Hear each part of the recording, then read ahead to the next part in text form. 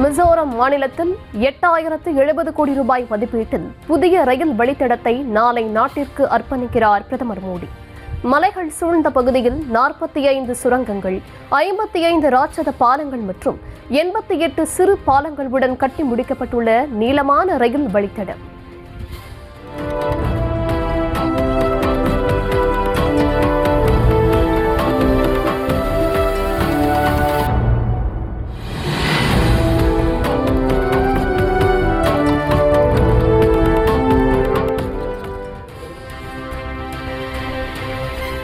பிரதமர் மோடியையும் அவரது தாயாரையும் வைத்து காங்கிரஸ் உருவாக்கியுள்ள AI வீடியோ.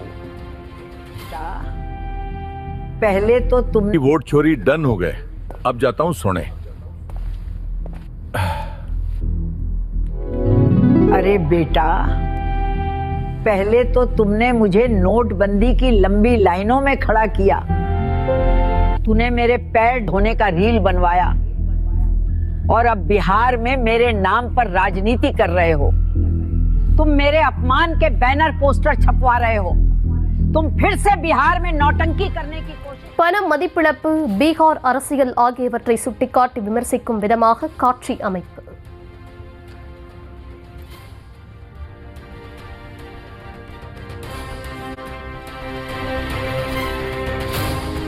பிரதமரையும் அவரது தாயாரையும் வைத்து காங்கிரஸ் உருவாக்கிய AI வீடியோவுக்கு பாஜக கண்டனம். பீகார் சட்டப்பேரவை தேர்தலில் காங்கிரசுக்கு மக்கள் நிச்சயம் பதிலடி கொடுப்பார்கள் என காட்டம். तूने मेरे पैर ढोने का रील बनवाया और अब बिहार में मेरे नाम पर राजनीति कर रहे हो। तुम मेरे अपमान के बैनर पोस्टर छपवा रहे हो। तुम फिर से बिहार में नौटंकी करने की कोशिश कर रहे हो। राजनीति के नाम पर कितना गिरोगे? हाँ?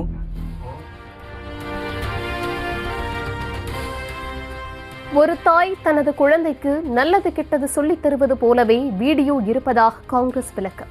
பிரதமரையும் அவரது தாயாரையும் வைத்து உருவாக்கிய AI வீடியோவில் யாரும் அவமதிக்கப்படவில்லை எனவும் உறுதி.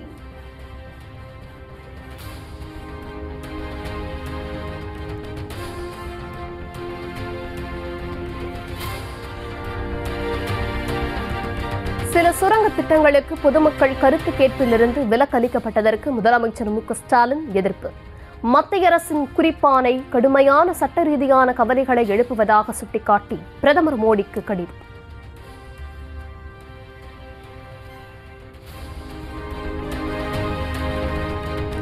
முக்கியத்துவம் வாய்ந்த கொள்கை மாற்றங்களை நாடாளுமன்றத்திலும் சட்டமன்றங்களிலும் விவாதிக்க வேண்டும் என முதலமைச்சர் கருத்து. உரிய நடைமுறைகளை பின்பற்றாமல் வெளியிடப்படும் இத்தகைய அறிவிப்புகள் கூட்டாட்சி உணர்வுக்கும் மக்களாட்சி நெறிமுறைகளுக்கு எதிரானது எனவும் எதிர்ப்பு.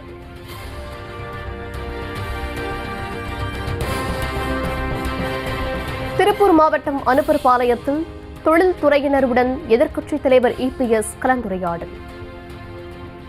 பாத்திர உரிமையாளர்கள், விவசாயிகள், விசைத்தறி உரிமையாளர்கள், ஜவுளித்துறை அதிபர்களின் குறைகளை கேட்டறிந்தார்.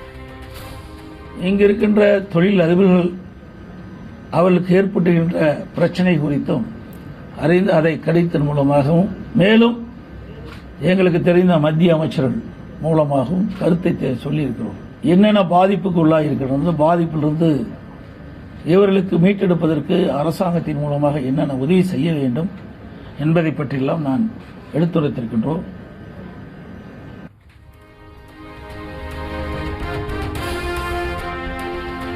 திருச்சி, பெரம்பலூர், அரியலூர் மாவட்டங்களில் நாளை மக்களை சந்திக்கிறார் தாவேக தலைவர் விஜய். அண்ணா, MGR, விஜயின் புகைப்படங்களுடன் பனையூரில் தயார் நிலையில் உள்ள பிரச்சார வாகனம்.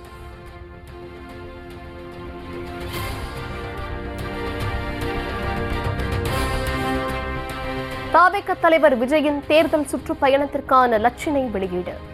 வாகை சூடும் வரலாறு திரும்புகிறது என்ற வாசகத்துடன் விஜய் புகைப்படத்துடன் லட்சினை.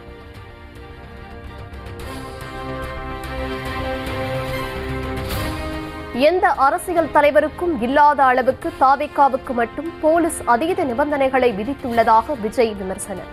திருச்சியில் நாளை கூட்டத்துக்கு வரும் தாவேக தொண்டர்கள் மற்றும் பொதுமக்களுக்கு உரிய பாதுகாப்பு வழங்குவதை உறுதி செய்யவும் வலியுறுத்தல்.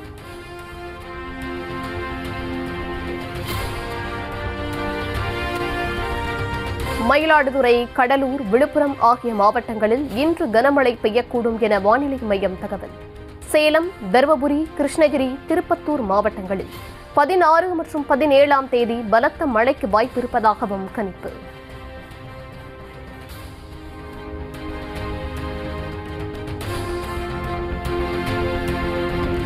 நாட்டின் 15வது குடியரசு துணைத் தலைவராக CP ராதாகிருஷ்ணன் பதவியேற்பு. குடியரசுத் தலைவர் திரௌபதி முர்மு பதவி பிரமாணம் செய்து வைத்தார். I, Chandraviram Ponnusamy Radhakrishnan, do swear in the name of God do swear in the name of God that I will bear true faith and allegiance that I will bear true faith and allegiance to the Constitution of India to the Constitution of India as by law established, as by law established, and that I will faithfully discharge the duty and that I will faithfully discharge the duty upon which I am about to enter.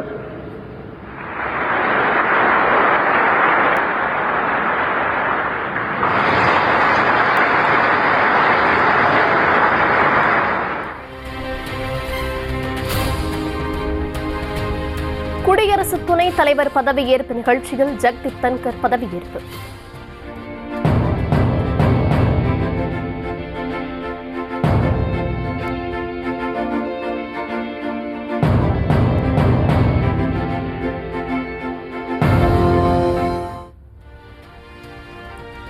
பதவியை ராஜினாமா செய்து கிட்டத்தட்ட 50 நாட்களுக்கு பிறகு பொது நிகழ்ச்சியில் பங்கேற்றார்.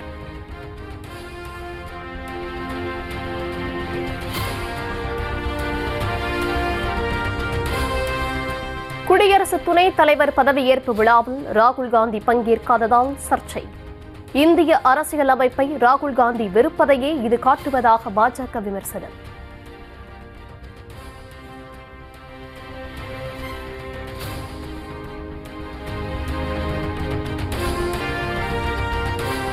கந்த்லாவிலிருந்து மும்பை புறப்பட்ட சிறிது நேரத்தில் ரன்வே அருகே கீழே விழுந்த ஸ்பைஸ் ஜெட் விமானத்தின் முன் டயர். இருப்பினும் பயணிகளுடன் மும்பையில் பத்திரமாக விமானத்தை தரையிறக்கினர் விமானிகள்.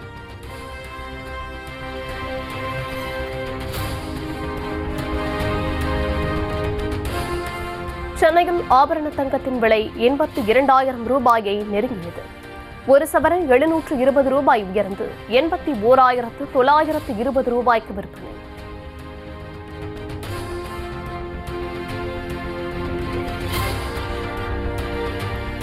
ஒரு கிராம் ஆபரண தங்கம் 90 ரூபாய் உயர்ந்து 10,240 ரூபாய்க்கு விற்பனை.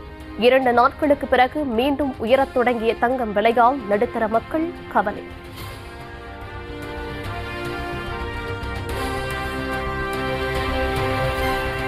தங்கத்திற்கு போட்டியாக ராக்கெட் வேகத்தில் உயர்ந்து வரும் வெள்ளி விலை.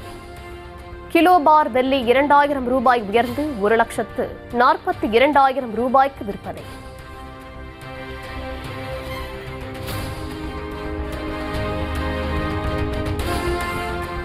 மாணவர்களுக்கான சிறப்பு பேருந்துகள் திட்டத்தை விழிப்புடன் கண்காணித்து சிறப்பாக செயல்படுத்த முதலமைச்சர் மு க ஸ்டாலின் உத்தரவு. மாணவர்களுக்கு இலவச பஸ் பாஸ் வழங்க வேண்டும் என 1989ஆம் ஆண்டு தாம் குரல் எழுப்பியதை சுட்டிக்காட்டி எக்ஸ் பக்கத்தில் பதிவு.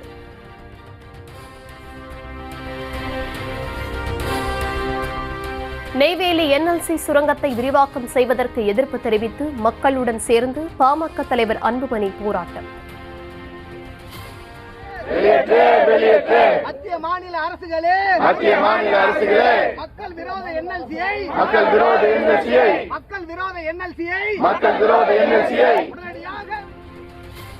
தஞ்சை நிலக்கரி சுரங்கம், மதுரை டங்ஸ்டன் சுரங்கத்தை தடுத்த தமிழக அரசு கடலூரை மட்டும் கண்டுகொள்ளாதது ஏன் என கேள்வி. நான் முதலமைச்சர் பதவி போனாலும் பரவாயில்ல, ஆனா அந்த டங்ஸ்டன் மதுரையில டங்ஸ்டன் சுரங்கம் வரவிட மாட்டேன். இங்க எறும்பூர்ல வந்துடலாம், புவனகிரியில வரலாம், சேத்தியாத்தோப்புல வரலாம், கடலூர்ல வரலாம், வீராணத்துல வரலாம். மகாத்மா காந்தி ஊரக வேலை உறுதி திட்டத்தில் ஆண்டுக்கு 150 நாட்கள் வேலை என்ற வாக்குறுதி என்ன ஆனது என பாமக தலைவர் அன்புமணி கேள்வி. தற்போது வரை வெறும் 9 நாட்கள் மட்டுமே வேலை கொடுத்திருப்பதாகவும் திமுக அரசின் மோசடிக்கு ஒரு அளவே இல்லையா எனவும் காட்டு.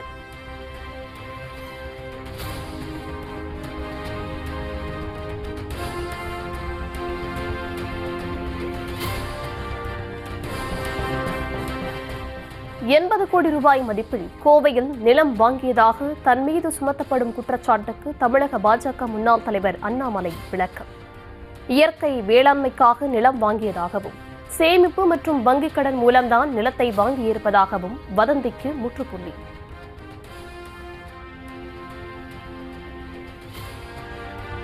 குடியரசு துணைத் தலைவர் பதவியேற்பு விழாவில் பங்கேற்காத அண்ணாமலை.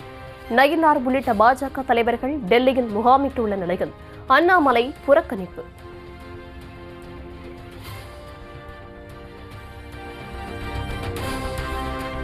வருகிற 16ஆம் தேதி சென்னையில் பாஜக மையக்குழு கூடி முக்கிய ஆலோசனை நடத்தவுள்ளதாக தகவல். தேர்தல் வியூகம், கருத்து வேறுபாடுகளை களைதல், மாவட்ட தேர்தல் பொறுப்பாளர்கள் நியமனம் குறித்து பேச திட்டம்.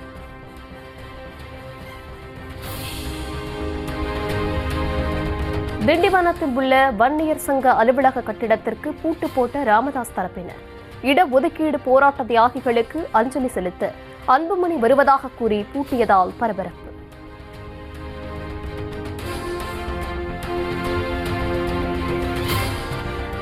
வன்னியர் சங்க அலுவலகத்திற்கு பூட்டு போட்டதால் ராமதாஸ் மற்றும் அன்புமணி ஆதரவாளர்கள் மோதல்.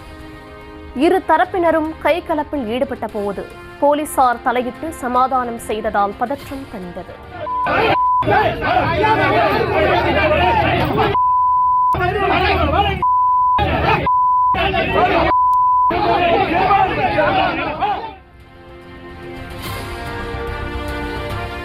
திண்டிவனம் டிஎஸ்பி அலுவலகத்திலும் ராமதாஸ் அன்புமணி தரப்பினர் மோதல். மயிலம் எம்எல்ஏ சிவக்குமாருக்கு எதிராக கோஷம் எழுப்பியதால் மீண்டும் கைகலப்பு. ஐயாவின் நம்பிக்கை துரோகி சட்டமன்ற உறுப்பினர் சிவக்குமார், ஐயாவின் நம்பிக்கை துரோகி சட்டமன்ற உறுப்பினர் சிவக்குமார், ஐயாவின் நம்பிக்கை துரோகி சட்டமன்ற உறுப்பினர் சிவக்குமார், ஐயாவின் காலை நெக்கி வாங்கிய சிவக்குமார். பிரிந்து கிடக்கும் அதிமுகவை ஒன்றிணைக்க வேண்டுமென பதாகைகளுடன் அதிமுக தொண்டர்கள் முழக்கம்.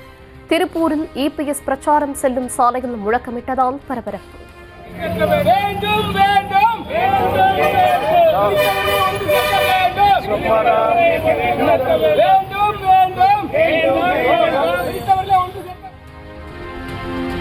விழுப்புரம் அருகே பானாம்பட்டி ஏரியில் அளவுக்கு அதிகமாக மண் அள்ளப்படுவதாக குற்றச்சாட்டு.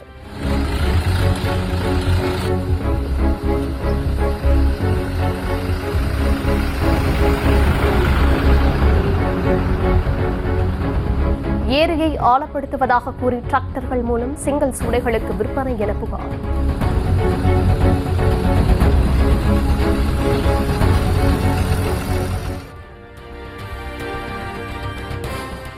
திருச்சி மாவட்டம் முசிறி அருகே அரசு கல்லூரி மாணவிகளுக்கு வலை விரித்த தமிழ்துறை பேராசிரியர் மீது நடவடிக்கை. செல்போனில் மாணவிகளை தொடர்பு கொண்டு ஆபாசமாக பேசிய புகாரில் சஸ்பெண்ட் செய்து உத்தரவு.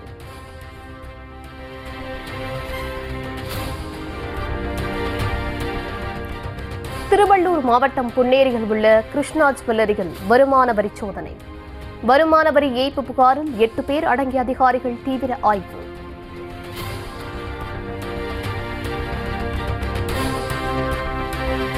செங்கல்பட்டு மாவட்டம் மதுராந்தகம் அருகே ஊருக்கு ஒதுக்குப்புறமாக எம்எல்ஏ நிதியில் நாடக மேடை அமைத்ததற்கு பொதுமக்கள் எதிர்ப்பு.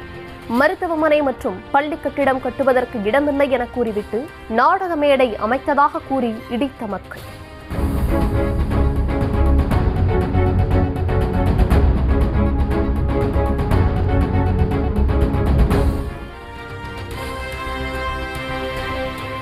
ஒகேனக்கல் காவிரியாற்றின் நீர்வரத்து வினாடிக்கு 15,000 கனஅடியாக அதிகரிப்பு. அருவியில் குளிப்பதற்கு விதிக்கப்பட்ட தடை நீடிப்பதால் சுற்றுலா பயணிகள் ஏமாற்றம்.